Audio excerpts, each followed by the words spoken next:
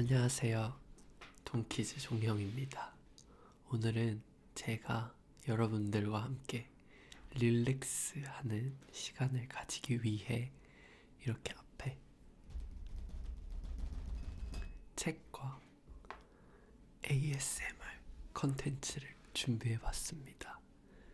오늘 이걸 들으면서 여러분들 릴렉스하는 시간을 함께 가지시길 바래요.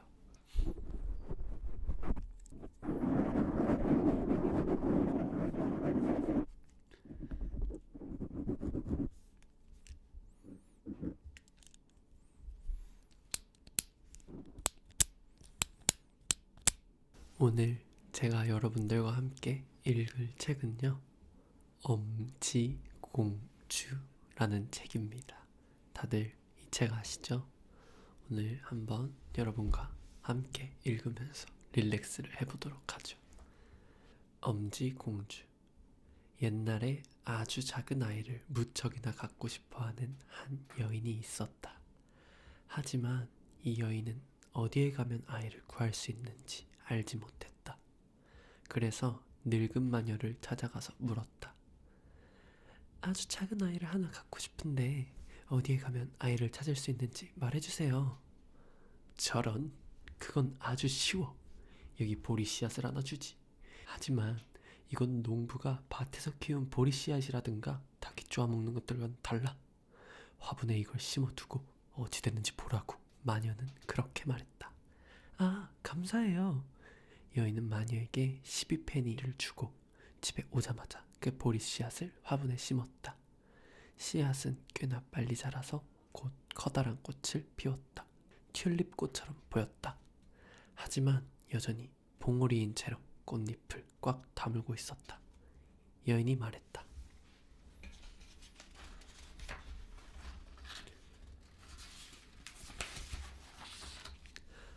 정말 예쁜 꽃이네. 그러면서 그 사랑스러운 붉은색, 노란색 꽃잎에 입을 맞추었다. 그런데 입을 맞추는 순간 꽃에서 소리가 터져 나왔다. 그러더니 꽃이 피었다.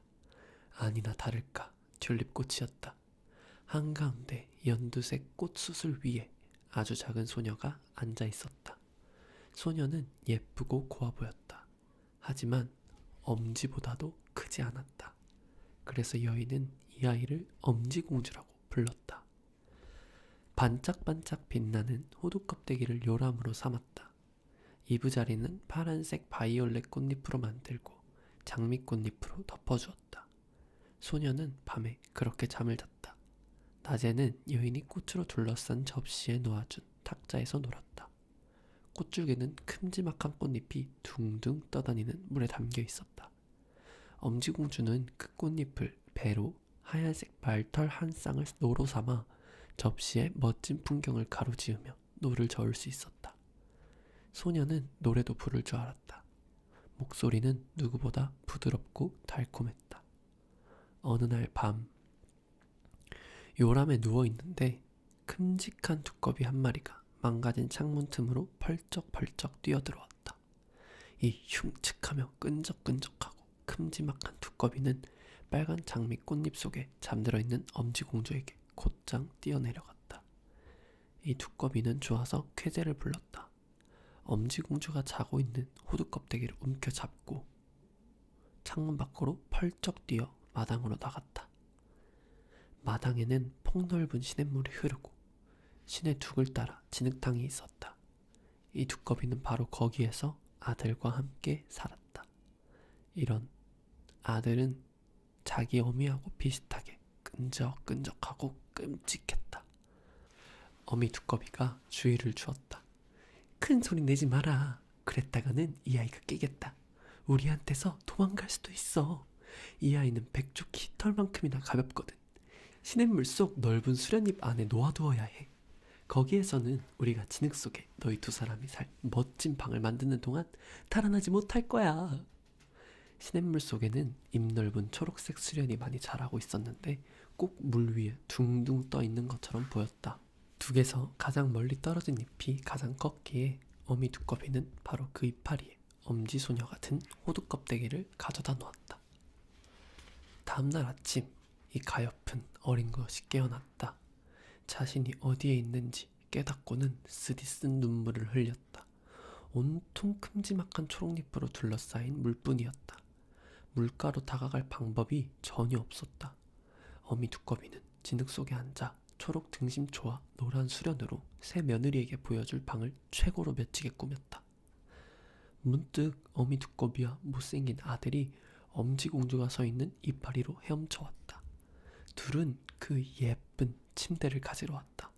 소녀를 신혼방에 데리고 가기 전에 그 침대를 옮겨두려 했다. 어미 두꺼비가 소녀 앞에서 깊이 무릎을 숙이며 말했다. 우리 아들이다. 네 신랑이 될 거란다. 이윽고 두꺼비들은 그 앙증맞은 침대를 가지고 멀리 헤엄쳐 갔다. 엄지공주는 초록 이파리에 홀로 남아 털썩 주저앉아 울음을 터뜨렸다. 그 끈적거리는 두꺼비 집에서 살고 싶지 않았다. 두꺼비의 끔찍한 아들을 남편으로 맡고 싶지도 않았다. 아래 물속에서 헤엄치던 물고기들은 그 두꺼비를 보고 소녀의 말도 들었다. 그래서 작은 소녀를 보려 고개를 빼꼼 내밀었다. 소녀를 보자마자 저렇게나 예쁜 사람이 흉측한 두꺼비와 살러 가야 하다니 무척 안쓰러운 마음이 들었다. 아니, 그럴 순 없지. 물고기들은 소녀가 있는 이파리의 줄기에 모여서 그 줄기를 이빨로 갉아댔다. 나뭇잎은 시냇물 아래로 흘러가고 엄지공주도 흘러가 두꺼비들이 잡을 수 없는 곳까지 멀리 떠내려갔다. 엄지공주는 여러 곳을 지나쳤다. 그때 덤불 속에서 작은 새들이 소녀를 보고 되살거렸다. 정말이지 사랑스럽고 귀여운 소녀로군. 나뭇잎은 멀리 떠내려가서 소녀는 나그네가 되었다. 사랑스러운 하얀 나비가 소녀 주위를 계속 팔랑거리며 날아다니더니 소녀를 감탄에 맞지 않으며 그 나뭇잎에 사뿐히 내려앉았다. 소녀는 다시 기분이 좋아졌다. 이제 그 두꺼비가 소녀를 잡을 수는 없었다. 둥둥 흘러가니 모든 게 무척 사랑스러웠다. 태양이 물에 닿자 황금빛으로 빛났다. 소녀는 허리띠를 풀어 한쪽 끝을 나비에게 묶고 다른 쪽 끝을 나뭇잎에 단단히 묶었다. 그러자 훨씬 더 빨라졌다. 소녀는 나뭇잎 위에 서 있었다.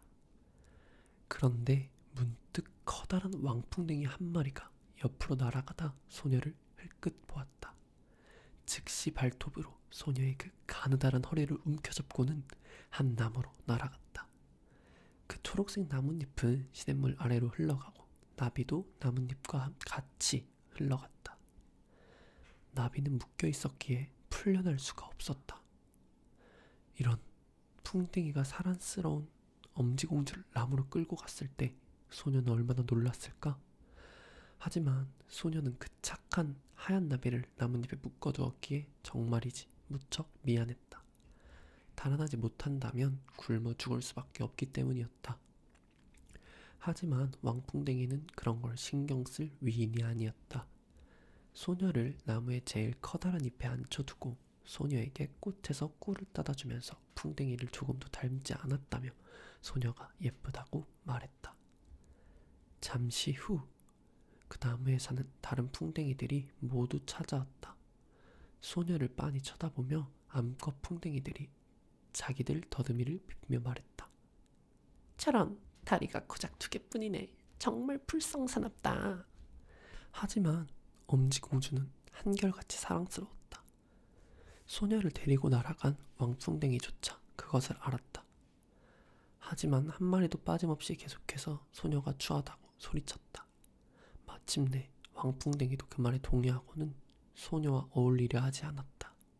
소녀는 자신이 너무 취했기에 풍뎅이들이 어울리려고 하지 않자 그곳에 앉아서 울었다. 그럼에도 불구하고 소녀는 누가 봐도 무척이나 사랑스러웠으며 장미꽃잎만큼이나 연약하고 섬세했다. 여름 내내 가엾은 엄지공주는 숲속에서 혼자 살았다. 비를 피하려 풀로 해먹을 싸서 커다란 우엉 아래 매달아 두었다. 꽃에서 꿀을 따먹고 매일 아침 나뭇잎에 맺힌 이슬을 마셨다. 이렇게 여름과 가을이 지나갔다. 이윽고 가을이 오더니 길고 추운 겨울이 왔다. 소녀를 위해 달콤하게 노래를 부르던 새들은 모두 멀리 날아갔다. 나무와 꽃은 다 시들었다. 소녀가 그 아래 살았던 커다란 우엉잎도 쪼그라들어 바싹 마른 누런 줄기만 남았다. 소녀는 무척 추웠다.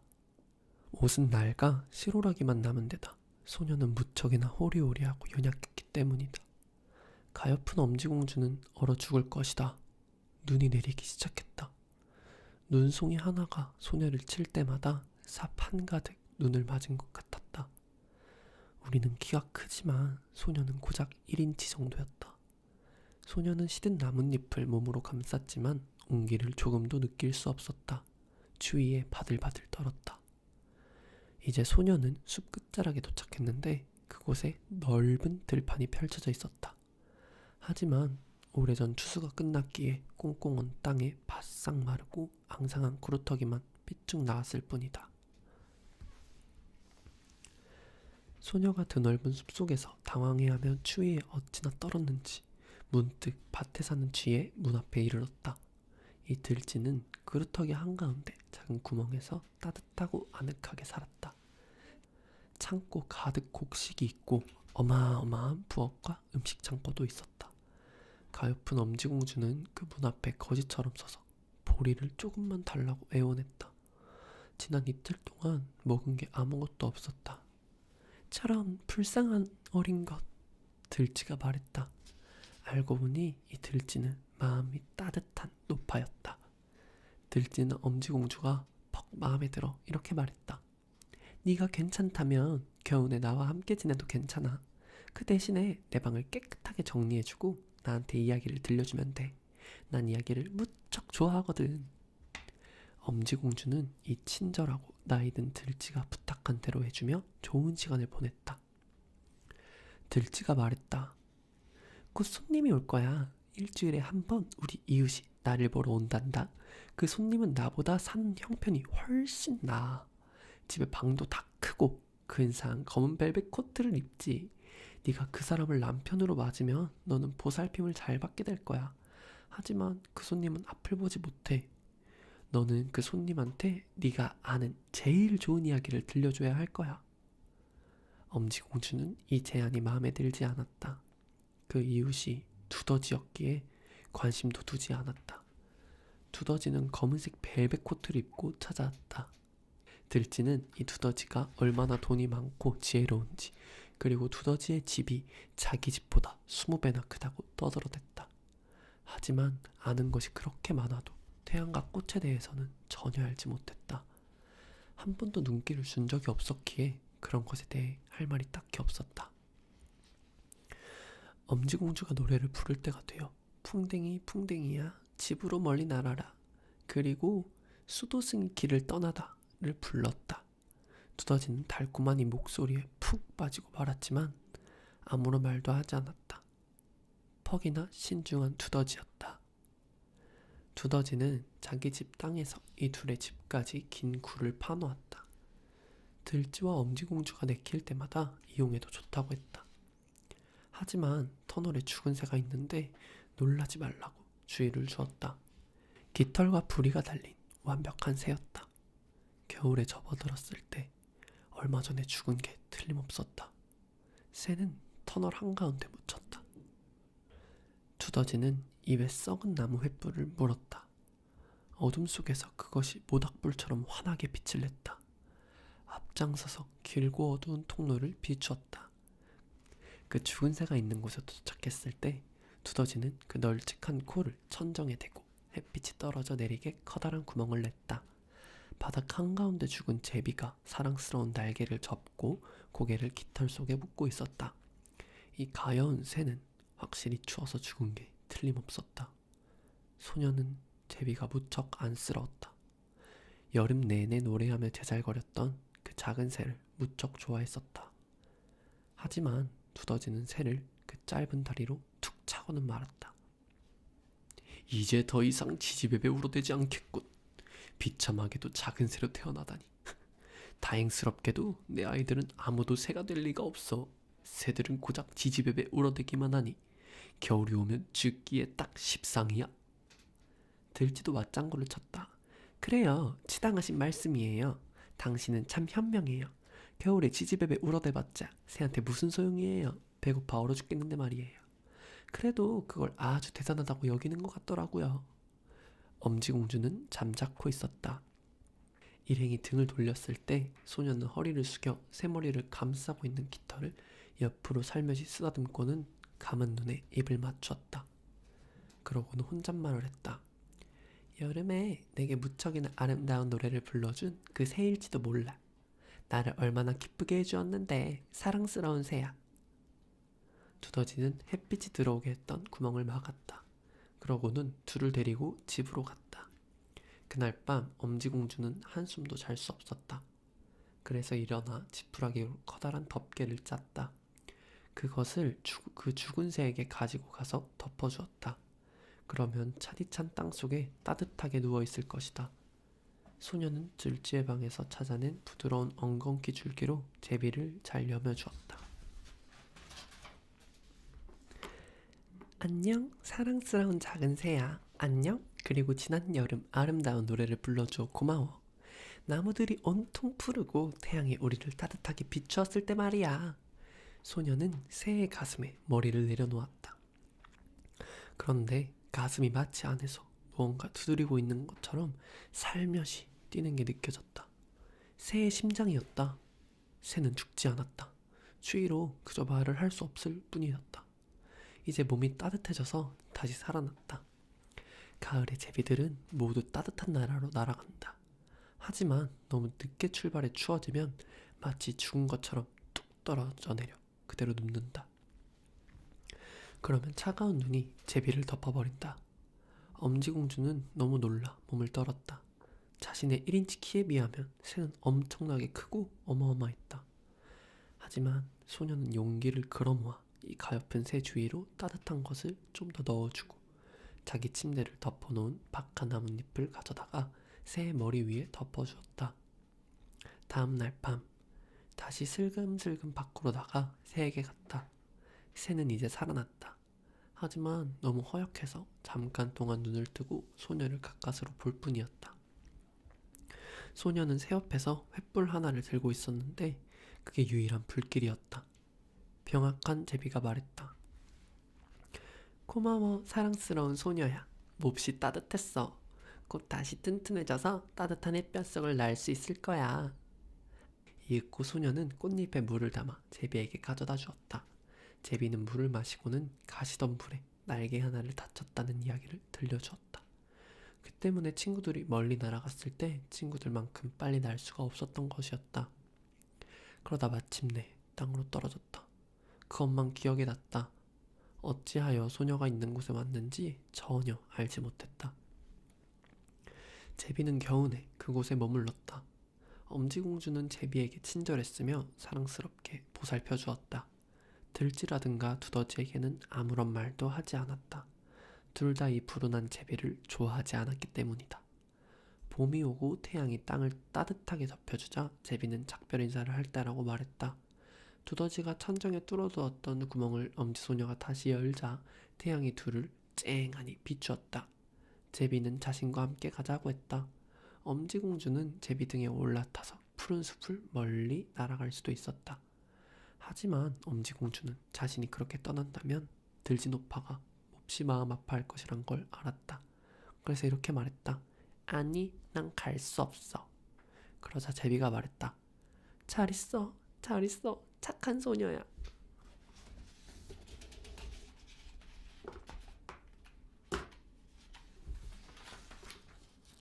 그러고는 햇빛 속으로 날아갔다.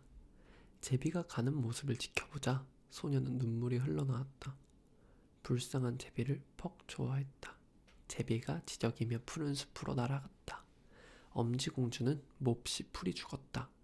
따뜻한 햇살 속으로 나갈 수가 없었다. 더더군다나 들쥐 집 밖에 심은 곡식이 몹시 높게 자라서 고작 1인치밖에 안 되는 어린 소녀에게 깊디 깊은 숲과 같았다. 들쥐가 말했다.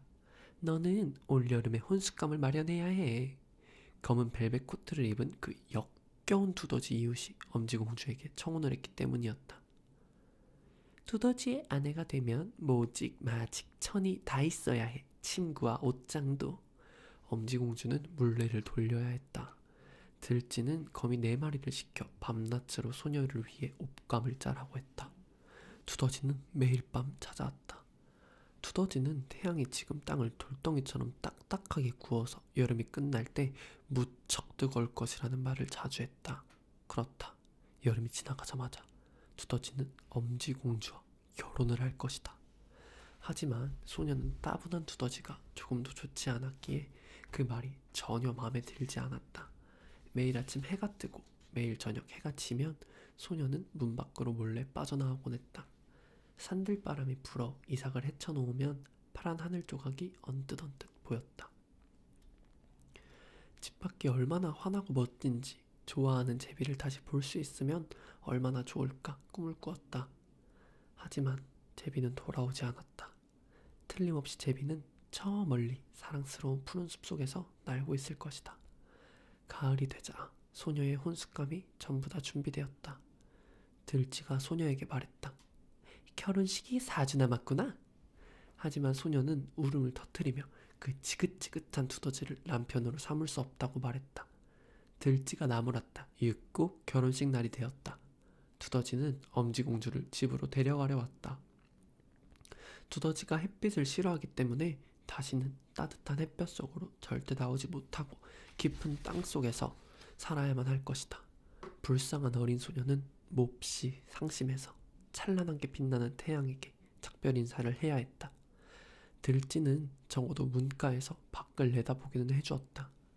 안녕, 밝은 태양아. 소녀가 말했다. 태양을 향해 팔을 쭉 펴고 들쥐의 집에서 살짝 걸어 나왔다. 추수가 끝났기에 바짝 마른 구루터기만 밭에 남았다. 아직 피어있는 빨간색 작은 꽃을 왈칵 껴안으며 다시 소리쳤다. 안녕, 안녕. 사랑하는 내 제비를 보거든. 내 사랑을 전해줘. 느닷없이 머리 위로 지저귀는 소리가 들렸다. 소녀가 고개를 들어보니 거기 그 제비가 막 지나가고 있었다. 제비는 엄지공주를 보고 무척이나 반가워했다. 하지만 두더지와 결혼해서 햇빛이 제대로 들지 않는 땅속 깊은 곳에 사는 것이 몹시도 싫다고 말할 때는 눈물을 참을 수가 없었다. 제비가 말했다. 이제 추운 겨울이 오고 있으니 나는 멀리 멀리 따뜻한 나라로 날아갈 거야. 나하고 같이 가지 않을래? 내 등에 타도 좋아. 네 허리띠로 몸을 묶어. 그러고 나서 우리 날아가자. 흉측한 두더지하고 그 시꺼먼 구멍에서 멀리 멀리 멀리 산을 넘어 태양이 여기보다 훨씬 더 멋지게 비추는 따뜻한 나라로. 언제나 여름이어서 언제나 꽃이 피는 곳으로. 제발 나와 함께 가자, 사랑스러운 엄지공주야. 넌 내가 땅속 어두운 구멍에서 꽁꽁 얹혀 누워있을 때 내 목숨을 구해주었어. 좋아, 너와 함께 가겠어. 엄지공주가 말했다. 소녀는 제비 등에 앉아서 쭉 편 날개 뒤에 발을 올려놓고 가장 튼튼한 깃털 하나에 허리띠를 단단히 조였다. 이윽고 제비가 숲 위로, 호수 위로, 언제나 눈으로 덮여있는 거대한 산맥 위로 날아올랐다. 차가운 공기의 추위를 느낄 때면 소녀는 새의 따뜻한 깃털 속으로 파고들고는 자그마한 머리를 밖으로 빼꼼 내민 채 아래 펼쳐지는 멋진 풍경을 지켜보았다. 마침내 둘은 따뜻한 나라에 도착했다. 태양은 여기에서 여느 때보다 훨씬 환하게 빛났다. 하늘은 2배로 높은 듯했다. 도랑과 울타리를 따라 탐스러운 초록색, 파란색 포도가 자랐다. 레몬과 오렌지가 나무에 주렁주렁 매달렸다. 공기에서는 달콤한 풀향기가 가득했다. 길 옆으로 사랑스러운 어린이들이 고운 빛깔의 나비들과 놀며 이리저리 뛰어다녔다. 하지만 제비는 훨씬 더 멀리 날아갔다. 점점 더 아름다웠다. 웅장한 초록숲 아래 파란 호숫가에 반짝반짝 빛나는 하얀 대리석으로 지은 오래된 성이 있었다. 꽃의 정령 왕이 말했다. 당신을 더 이상 엄지공주라고 부르지 않겠어요. 그 이름은 당신처럼 사랑스러운 이에게는 너무 흉측하거든요. 우리는 당신을 마야라고 부르겠어요. 제비는 따뜻한 나라에서 다시 멀리 날아 먼 덴마크로 돌아갔다. 그곳에서 요정의 이야기를 들려주는 남자의 창문 위에 작은 둥지가 있었다. 그 남자에게 제비는 노래했다. 그렇게 해서 우리가 이 모든 이야기를 듣게 된 것이다. 여러분, 오늘 이렇게 엄지공주 아니죠, 마야를 읽어보게 되는데요. 함께 릴렉스하는 시간을 가져보자 하는 의미에서 이렇게 준비했는데 충분한 릴렉스가 되셨을 거라고 생각합니다. 네, 오늘 이렇게 종영이의 엄지공주 ASMR 아스무 타임에 함께 해주셔서 감사합니다. 다음에 또 만나요.